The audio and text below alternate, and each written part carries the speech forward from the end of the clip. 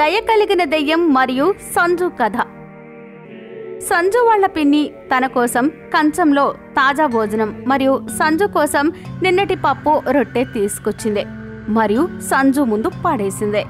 తీసుకో, తిను, త్వరగా తిని ఇంటి పనంతా పూర్తి చెయ్యాలి. పిన్ని, కేవలం రొట్టె పప్ప, అది కూడా నిన్నటివా? అరే వా, ఏం వేషాలు పోతున్నావు దొరగారిలాగా. పని చేయడానికి చేతగాదు కాని తిండికి ముందుంటాడు. పెట్టింది తిను, సంతోషించు, ఇదైనా దొరుకుతుంది.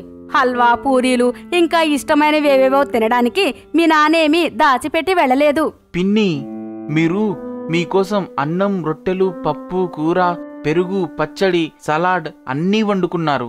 మరియు నా కోసం ఈ భోజనమా? నేను నీ సంపాదనేం తినట్లేదు. నీకు దొరికిందేదో నోరు మూసుకొని తిను, లేదంటే ఆకలితో చస్తావు. సరే, మంచిది పిన్ని. నాకు ఒకసారి మామిడికాయ పచ్చడైనా ఇవ్వు, దానితోనైనా రొట్టెని తినేస్తాను. ఈ పప్పుతో అయితే నా గొంతు దిగటం లేదు పిన్ని. ఇప్పుడేం లేదు, తినాలనుకుంటే తిను, లేకుంటే బయటికి వెళ్ళు. సంజు అమాయకుడు మనసుకు సర్ది చెప్పుకొని పాడైపోయిన రొట్టె తింటాడు. సంజు దుఃఖంలో బయటికి వెళ్తాడు మరియు అడవి దగ్గరకు వెళ్తాడు. అక్కడ అడవిలో చిన్న ఇంట్లో భయంకరమైన దెయ్యం కనిపిస్తుంది. తన వీపు సంజు వైపుగా ఉంది. నాకు ఆకలిగా ఉంది. ఈ చిన్ని అబ్బాయి భోజనమవుతున్నాడు. ఇప్పుడు నేను త్వరగా విన్ని తినేస్తాను.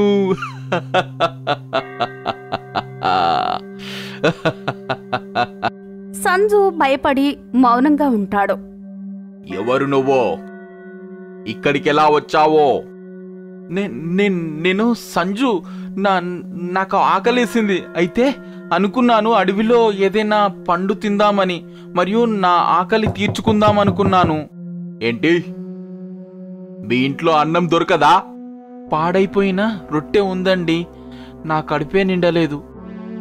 ఎలాంటి అమ్మ మీ అమ్మ? కడుపు నిండా అన్నం కూడా పెట్టలేదా?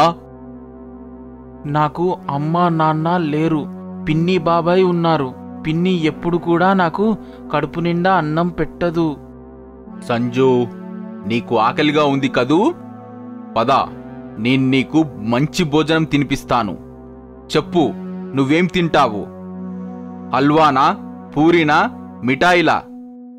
చెప్పు, స్వదిష్టమైన కూరల సలాడా, అన్నం పచ్చడా, ఏం కావాలో చెప్పు. మీరు నిజం చెప్తున్నారా? నాకిక్కడ నిజంగా భోజనం దొరుకుతుందా?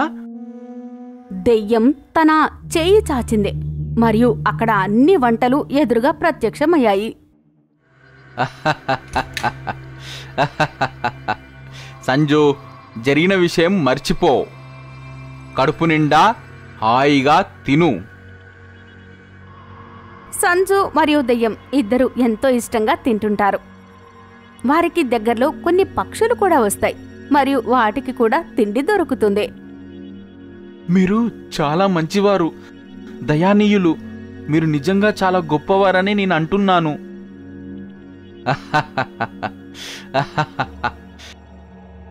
తీసుకో, నేను నీకొక మాయాదండాన్నిస్తాను. నువ్వు ఇప్పటిదాకా బాధతో ఉన్న జీవితాన్ని అనుభవించావు. ఇప్పుడు నేను సంతోషాలనివ్వడం నా వంతు. నేను నీకొక గుర్రాన్నిస్తున్నాను. అది చాలా అందమైనది మరియు చమత్కారమైనది. నువ్వు ఏది చెప్తే అది వింటుంది. గాల్లో మాట్లాడుతుంది, గాల్లో ఎగురుతుంది. దాన్ని నవ్విస్తే నవ్వుతుంది, నోటి నుండి బంగారాన్ని కక్కుతుంది. ఏ గుర్రం, నవ్వి చూయించు మరియు నోటి నుండి బంగారాన్ని కక్కు. గుర్రం నవ్వటం ప్రారంభించింది మరియు దాని నోట్లో నుంచి బంగారు నాణేలు కక్కింది.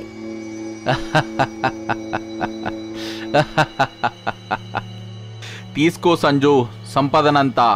ఇప్పుడు గుర్రం మీద స్వారీ చెయ్యి. ఇలా నేను కలలో కూడా ఊహించలేదు. ఇక్కడ అంతా అద్భుతంగా ఉంది. చమత్కారంగా ఉంది.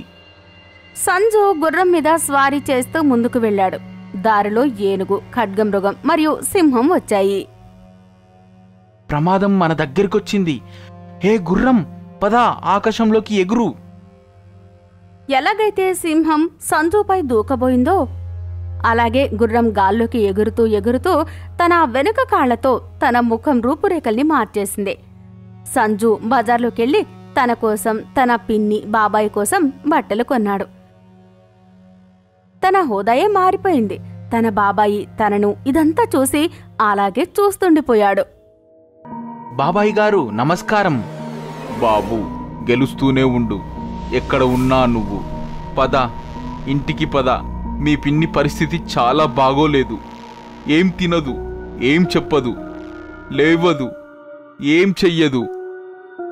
బాబాయ్ గారు, మీరు రండి, గుర్రం మీద కూర్చోండి. త్వరగా మన ఇంటికి వెళ్దాం. పిన్నికి మంచి వైద్యాన్ని అందిద్దాం. పిన్నిగారు నమస్కారం. ఇక్కడ మీకేమైంది? బాబు, గెలుస్తూనే ఉండు. ఇదంతా నాకు జరగాల్సిందే. నాకు తెలుసు, నేను నిన్ను చాలా ఇబ్బంది పెట్టాను. నువ్వు నన్ను గౌరవించినా నన్ను క్షమించు బాబూ. మీరు పెద్దవారు, క్షమించమని అడగకండి. పిన్నిగారు, బాబాయ్ గారు, ఇప్పుడు మీరు నా ప్రియమైన గుర్రం చమత్కారాన్ని చూడండి. హే గుర్రం, నవ్వి చూయించు, బంగారు నాణెం వర్షం కురిపించు. గుర్రం బంగారు నాళాల వర్షం కురిపించింది. సంజు వాళ్ల పిన్నికి వైద్యాన్ని అందిస్తాడు. ఇంకా ఆమె మంచిగా బాగైపోతుంది. పిన్ని భోజనంలో చాలా వంటలు సిద్ధం చేసి సంజు మరియు బాబాయికి వడ్డిస్తుంది. మరియు అందరూ సంతోషంగా ఉంటారు. ప్రతి బంధం బావుండాలి, అందరూ కలిసుండాలి. అమ్మమ్మ వాళ్ళింట్లో భూతం. ఎండాకాలం సెలవులు ఉన్నాయి. కౌశిక్ ఇంకా టీనా, బాబాయ్, పిల్లలు, లిల్లీ ఇంకా మయూర్తో పాటు ట్రైన్లో తమ అమ్మమ్మ వాళ్ల ఊరు విలాస్పూర్ వెళ్తున్నారు. నలుగురు విలాస్పూర్ తమ అమ్మమ్మ తాతయ్య గారింటికి చేరుకున్నారు. అమ్మమ్మ తాతయ్య వారిల్లు పొడవైన పెద్ద ఇల్లు. ఇంట్లో కేవలం అమ్మమ్మ తాతయ్యనే ఉంటారు. వాళ్ళిద్దరూ కొడుకులు ఫారెన్ షిఫ్ట్ అయ్యారు. నలుగురు అన్నా చెల్లెలు వెళ్ళగానే అమ్మమ్మ తాతయ్య గారిని హత్తుకున్నారు. అరే, వచ్చేసారా పిల్లకాయలు? మీరు రావడంతో నిశ్శబ్దంగా ఉన్న ఇల్లు కళకళలాడుతోంది. బంగారు తల్లులు. పిల్లలు, కాళ్ళు చేతులు కడుక్కొని త్వరగా ఫ్రెష్ అవ్వండి. మీ అమ్మమ్మ మీకోసం భోజనం వేడివేడిగా సిద్ధం చేసింది. అంటే మీరు ఇంకా ఏ పనివాడిని పెట్టుకోలేదా? మమ్మీ చెప్పి చెప్పి అలసిపోయింది మీకు. ఈసారి అమ్మమ్మ తాతయ్య ఎవరూ ఎలాంటి సమాధానం ఇవ్వలేదు. కాళ్ళు చేతులు కడుక్కుని అందరూ భోజనం చేశారు. ఇక నలుగురు తమ తమ గదుల్లోకి వెళ్లి పడుకున్నారు. కానీ లిల్లీకి నిద్ర పట్టలేదు. ఆమె ఇల్లు మొత్తం చూడాలనుకుంది. నిద్రనే పట్టడం లేదు. ఇల్లంతా చూస్తాను. అందరూ అయితే నిద్రపోతున్నారు. డిస్టర్బ్ చేయడానికి ఎవ్వరూ రారు. కానీ బెడ్రూమ్లో నుంచి వచ్చి నడుస్తుంది. కానీ అమ్మమ్మ తాతయ్య బెడ్రూమ్లో నుంచి గుసగుసలు వినిపిస్తున్నాయి. లిల్లీ దాక్కుని మాటలు వింటుంది. వద్దు, పిల్లలకు అస్సలు చెప్పవద్దు, వాళ్ళు భయపడతారు. అరే కానీ గీని ఏమీ లేదు. నేను కాస్త బయట తిరిగి వస్తాను. లిల్లీ భయపడిపోతుంది. ఇంకా తాతయ్య బయటికి రాకముందే వెనక్కి పరిగెడుతుంది. ఎందుకంటే తాతయ్య ఆమెని చూడకూడదని. పరిగెత్తుకుంటూ ఆమె చాలా దూరం వచ్చింది. కానీ సడన్ గా ఆమెను ఎవరో ఒక గదిలోకి లాగారు. తలుపులు మూసుకున్నారు. గదిలో చాలా చీకటిగా ఉంది. ఇంకా ఒక నిచ్చెన ఉంది. అది పైకి మరొక అంతస్తుకు ఉంటుంది. ఎవరున్నారు? ఎవరు లాగారు నన్ను లోపలికి? టీనా, మయూర్, నాకు తెలుసు మీరు నన్ను ఆట పట్టిస్తున్నారు అని. అప్పుడే సడన్ గా లిల్లీ వైపున ఎవరో చెయ్యి వేశారు. లిల్లీ వెనక్కి తిరిగి చూసి ఆమె వణికిపోయింది. ఒక భయంకరమైన భూతం నిలబడి నవ్వుతున్నాడు. లిల్లియా తల్లి, రా రా, నా దగ్గరకు రా. భూతం భూతం భూతం భూతం లిల్లీ వైపు వస్తుంది. లిల్లీ గట్టిగా అరచింది. ఇక ఆమె రెండు కళ్ళు మూసుకుంది. లిల్లీ, ఏం జరిగింది? నువ్వు ఇక్కడేం చేస్తున్నావు? లిల్లీ కళ్ళు తెరిచి చూస్తే ఎదురుగా కౌశిక్, మయూర్ ఇంకా టీనా ఉన్నారు. లిల్లీ కౌశిక్ ని పట్టుకుని ఏడుస్తుంది. కౌశిక్, ఇక్కడ భూతం ఉంది. ఓ లిల్లీ కమాన్, భూతం ఇక్కడేమీ లేదు, నువ్వేదో ఊహించుకున్నట్టున్నావు. అప్పుడే సడన్ గా టీనా గట్టిగా అరిచింది. ఏం జరిగింది? టీనా ఆ నిచ్చెన వైపు సైగ చేసింది. నిచ్చెన పైన భూతం కూర్చున్నాడు. భూతాన్ని చూసి అందరి ఆరోగ్యం క్షీణిస్తుంది. పిల్లలు, గుర్తుపట్టారా నన్ను? నేను మీతో పాటు ఆడుకునేవాడిని, మిమ్మల్ని ఉయ్యాల కూడా ఊపేవాడిని కదా. చూడు, అతనే అతనే. అవును, రా నా దగ్గరకు. పిల్లలు భయపడిపోతారు. వద్దు వద్దు వద్దు. ఇక అరవడం మొదలు పెట్టారు. అమ్మమ్మ పేరు వినగానే భూతానికి కోపం వస్తుంది. పిల్లల వైపు వస్తుంటారు. పిల్లలు తలుపు దగ్గరికి వెళ్ళారు. తలుపు వాటంతటికవే మూసుకున్నాయి. జాగ్రత్త, మీ అమ్మమ్మ తాతయ్యలను పిలిస్తే నేను మిమ్మల్ని అలాగే మింగేస్తాను. ఎవరు నువ్వు? ఎందుకు మమ్మల్ని భయపెడుతున్నావు? భూతం పిల్లల దగ్గరికి వచ్చి కౌశిక్ ని పైకెత్తి గాల్లోకి విసిరేస్తాడు. కౌశిక్ గట్టిగా కింద పడిపోతాడు.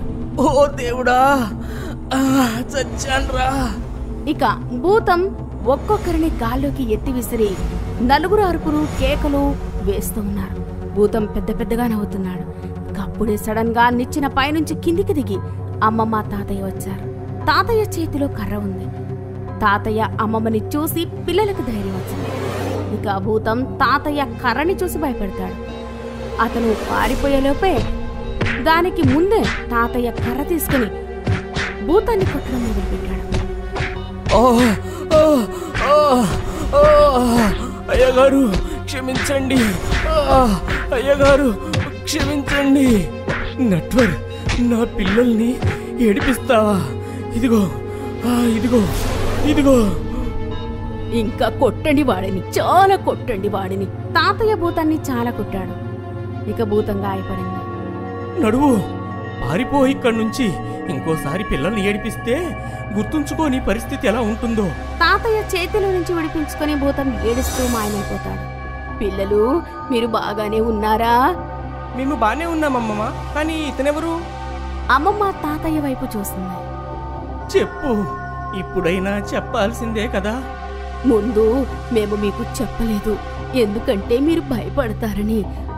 ఆ భూతం మా పాత పనివాడు నట్వర్. అతను 20 సంవత్సరాల క్రితం చనిపోయాడు. ఏంటి? కానీ ఈ పేరు మేము మొదటిసారి వింటున్నాం. అవును, అప్పుడు మీరంతా చాలా చిన్న పిల్లలు. అప్పుడు నట్వర్ మిమ్మల్ని చూసుకునేవాడు. కానీ ఒకరోజు అతను చనిపోయాడు. ఇక ఆ రోజు తర్వాత మేము నిర్ణయించుకున్నాము, మేము మళ్ళీ పని వాళ్లను పెట్టుకోము అని. నట్వర్ ఎలా చనిపోయాడో కేవలం మాకే తెలుసు. ఎలా చనిపోయాడమ్మమ్మా? ఒక రాత్రి జరిగిన విషయం. నట్వర్ ఇంట్లో దొంగతనం చేసి పారిపోతున్నాడు. కుక్కలు అరుస్తున్నాయి. ఇక తాతయ్య మేల్కున్నారు. నట్వర్ తాతయ్యని చూసి భయపడేవాడు, పారిపోలేకపోయేవాడు. అందుకే తిరిగి ఇంట్లోకి వచ్చాడు. మెట్లపై నుంచి పైకి పారిపోతున్నాడు. సడన్ గా కాలు జారి పడిపోయాడు. ఇక అతను చనిపోయాడు. ఇంట్లోనే తిరుగుతోంది. చాలా మంచిదైంది, తాతగారు భలే బుద్ధి చెప్పారు. ఇక అతను రాడు కదా? తిరిగి తప్పకుండా వస్తాడు, కాని మిమ్మల్ని బాధ పెట్టడు. అది విని పిల్లలు చింతిస్తారు. కానీ తాతయ్య గారి కర్ర కూడా అద్భుతం చేస్తుంది. ఆ రోజు నుంచి పిల్లలకు నట్వర్ భూతం ఇంట్లో మళ్ళీ ఎప్పుడూ కనిపించలేదు.